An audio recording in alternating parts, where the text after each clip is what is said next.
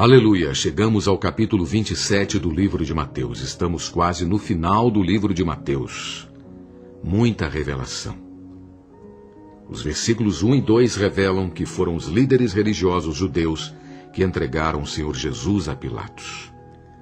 Pilatos era procurador romano, agente de Tibério César na Judéia, Palestina, em 26 a 35 depois de Cristo. Pouco depois de ele ter entregado injustamente o Senhor Jesus para ser crucificado, seu governo acabou abruptamente. Ele foi banido e suicidou-se. Em sua conspiração maligna, os religiosos judeus persuadiram os políticos pagãos a colaborarem com eles para matar o Senhor Jesus. Do versículo 3 ao versículo 10 vemos o destino de Judas. É muito significativo que Mateus tenha inserido o relato do destino de Judas no trecho que fala sobre o julgamento de Cristo por Pilatos. O relato de Judas testifica da justiça. Até mesmo o traidor do Senhor Jesus, por fim, percebeu que ele era um justo, que o Senhor era um justo, e que o que tinha sido feito a ele realmente fora totalmente injusto.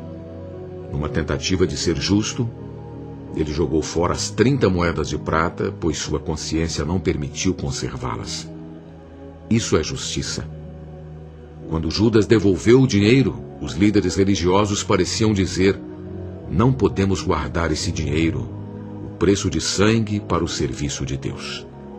É melhor que usemos para comprar um pedaço de terra para o cemitério de estrangeiros. Isso mostra que até os líderes religiosos tinham uma justiça formal. Assim, o conceito aqui era o conceito de justiça. O reino dos céus é edificado sobre justiça. No capítulo 5, versículo 10, o Senhor Jesus disse: bem-aventurados os perseguidos por causa da justiça, porque deles é o reino dos céus. E no capítulo 5, versículo 20, ele disse: porque vos digo que se a vossa justiça não excederem muito a dos escribas e fariseus, jamais entrareis no reino dos céus. No capítulo 6, versículo 33, o Senhor disse para buscar primeiro o reino e a sua justiça. Esses versículos revelam que a justiça está relacionada ao reino, e o reino é edificado sobre a justiça.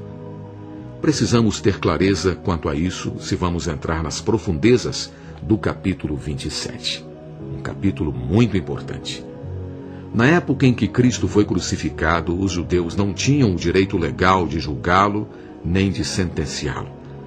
Embora pudessem vigiar o Senhor Jesus quanto a determinadas coisas, eles não tinham a posição governamental para julgar alguém. Eram simplesmente um grupo religioso e o governo não estava sob seu controle. Por isso, o sinédrio judaico não tinha autoridade governamental e não podia pronunciar julgamento sobre a justiça ou injustiça, proibidade ou improbidade, ou probidade ou improbidade, melhor dizendo. Ele só podia expressar a opinião religiosa. Assim, o verdadeiro julgamento de Jesus não aconteceu no capítulo 26, mas no capítulo 27.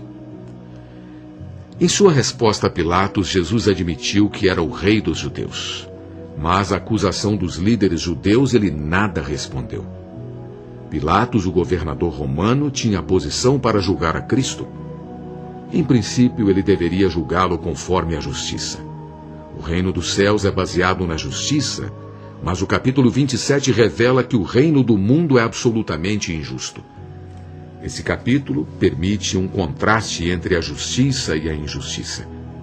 O governo terreno, o governo do mundo é injusto, mas o reino dos céus é justo.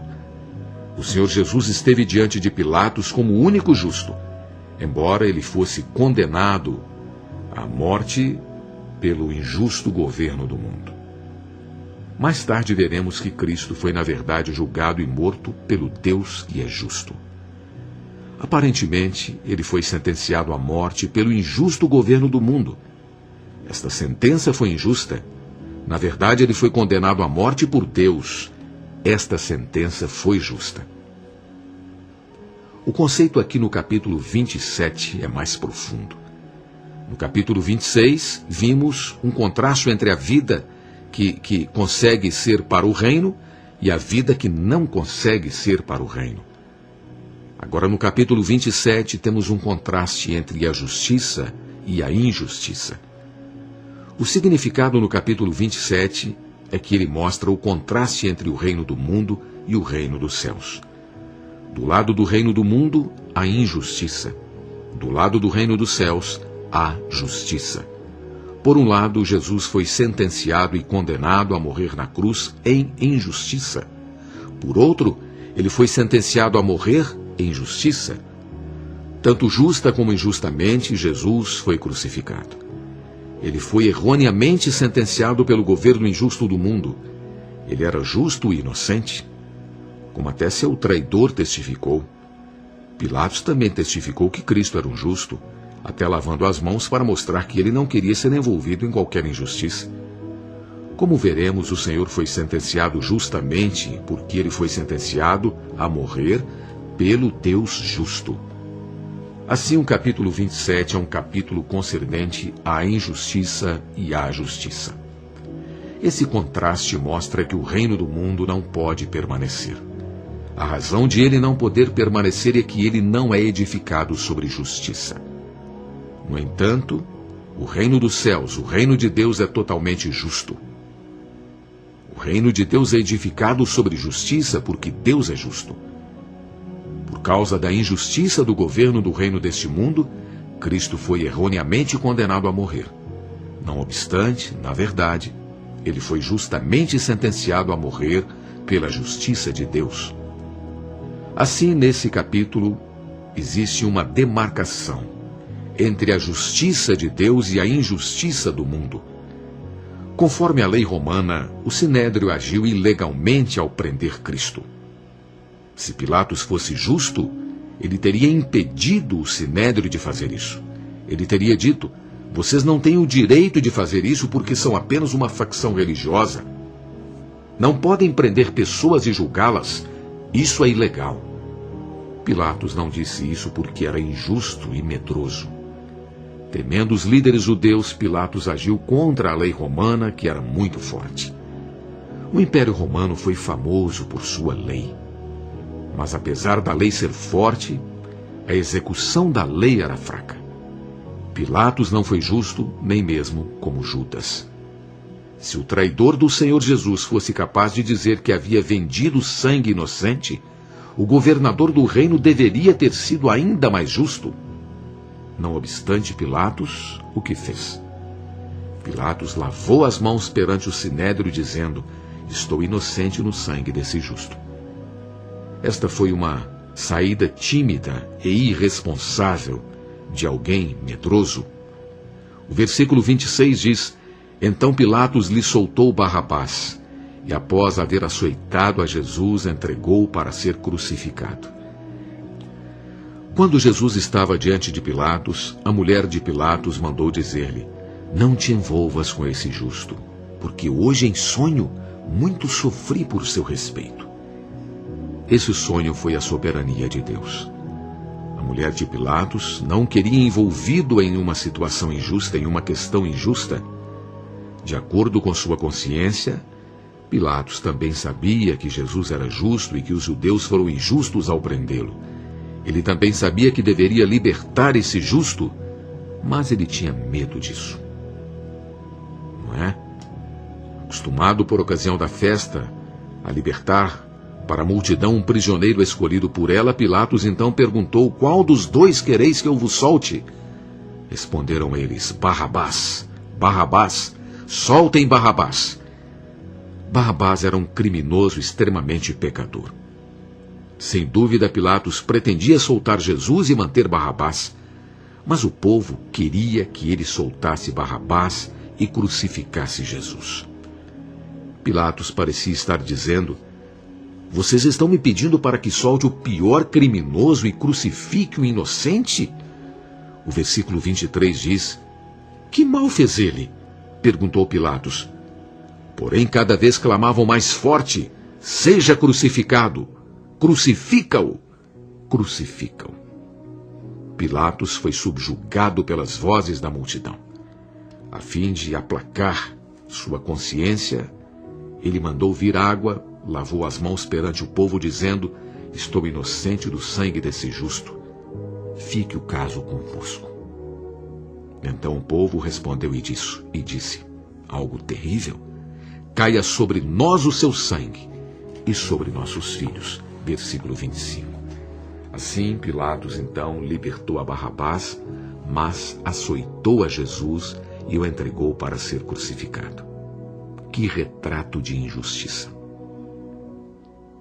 A pena de morte dos judeus era por apedrejamento, conforme Levítico 22, ou capítulo 20, versículo 2, não é?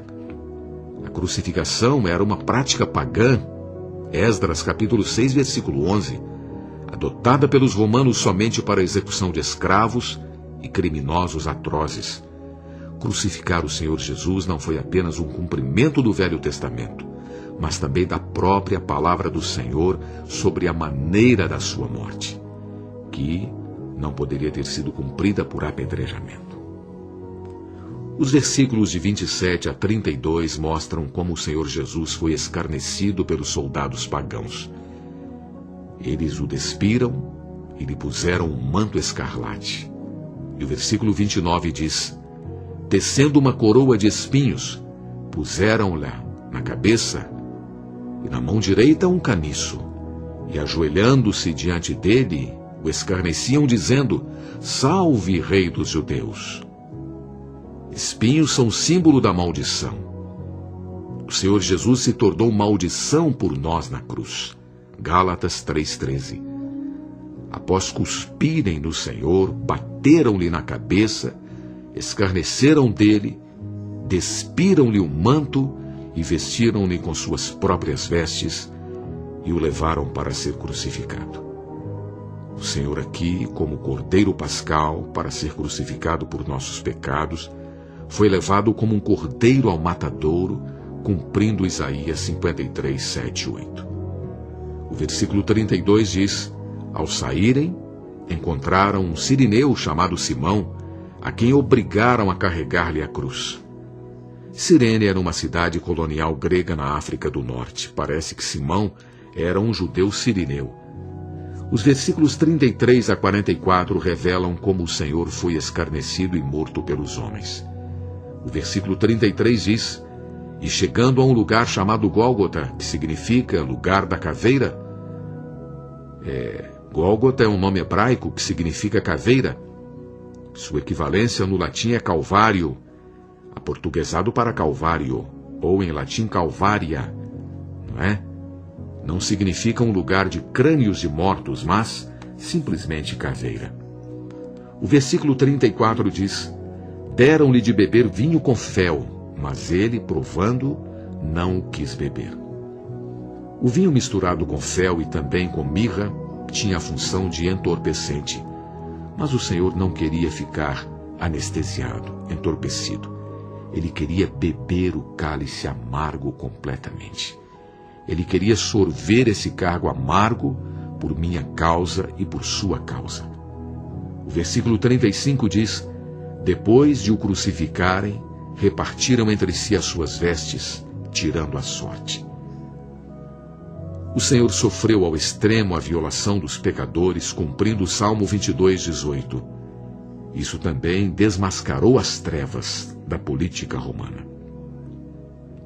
Embora os líderes judeus rejeitassem ao Senhor Jesus como rei, foi pela soberania de Deus que eles colocaram sobre sua cabeça, como acusado, a seguinte inscrição: o Rei dos Judeus. Aleluia! O versículo 38 diz: e foram crucificados com ele 2 homens, 2 ladrões, um à sua direita e outro à sua esquerda. Isso foi para cumprir Isaías 53, 9. Os versículos 39 e 40 dizem: os que iam passando blasfemavam dele, meneando a cabeça e dizendo: ó tu que destróis o santuário em 3 dias e o reedificas, salva-te a ti mesmo se és filho de Deus, e desce da cruz. Isto foi a repetição da tentação do diabo no deserto. Os principais sacerdotes, escribas e anciãos também o escarneceram, dizendo: Salvou os outros, a si mesmo não pode salvar-se? É o Rei de Israel? Desça da cruz e creremos nele? Se tivesse salvado a si mesmo, ele não poderia ter salvado a mim nem a você. O Senhor, ele derramou todo o seu sangue por nós na cruz. Deu totalmente a sua vida por mim e por você. Como homens naturais, nós não temos nenhuma condição de nos achegarmos a Deus. Mas quando nós cremos na morte e ressurreição desse homem-Deus, quando nós tomamos esse sangue como nossa base, nós podemos entrar na presença de Deus. Aleluia!